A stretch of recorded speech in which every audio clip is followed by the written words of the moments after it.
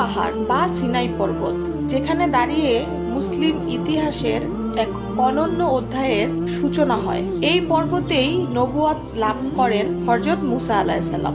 এখানেই তিনি আল্লাহর সঙ্গে কথা বলেন এবং আল্লাহকে দেখতে বায়না ধরেন। আল্লাহর সঙ্গে কথোপকথনের সেই পবিত্র মুহূর্তে আবেগে আপ্লুত হয়ে মুসা আলাইহিস সালাম আল্লাহকে দেখতে চান। বারবার অনুরোধ করেন, হে আমার প্রতিপালক, আমাকে তোমাকে দেখার সুযোগ দাও।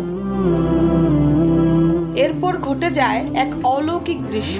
মহান আল্লাহ তার গুণের সামান্য তাজাল্লি প্রকাশ করলে মুহূর্তেই বিশাল তুর পাহাড় চূর্ণ বিচূর্ণ হয়ে যায়। এই ভয়াবহ দৃশ্য দেখে মুসা আলাইহিস সালাম অজ্ঞান হয়ে পড়ে যান। জ্ঞান ফিরে পাওয়ার পর তিনি উপলব্ধি করেন মহান আল্লাহকে দেখা কোনো মানুষের পক্ষেই সম্ভব নয়। তখন তিনি বিনম্রভাবে তওবা করে আল্লাহর দিকে ফিরে আসেন এবং বলেন, হে মহামহিম, আমি অনুতপ্ত হয়ে আপনার কাছে ফিরে এসেছি।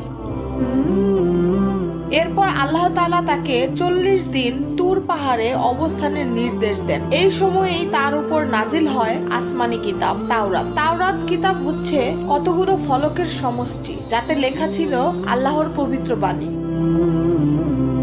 তুর পাহাড়ের এই ঘটনাগুলো শুধু ইতিহাস নয়, এগুলো ঈমান, উপলব্ধি ও আল্লাহর মহিমার এক জীবন্ত নিদর্শন। হযরত মুসা আলাইহিস সালাম সেই সৌভাগ্যবান নবী, যিনি সরাসরি তার স্রষ্টার সঙ্গে কথা বলার মর্যাদা লাভ করেছিলেন।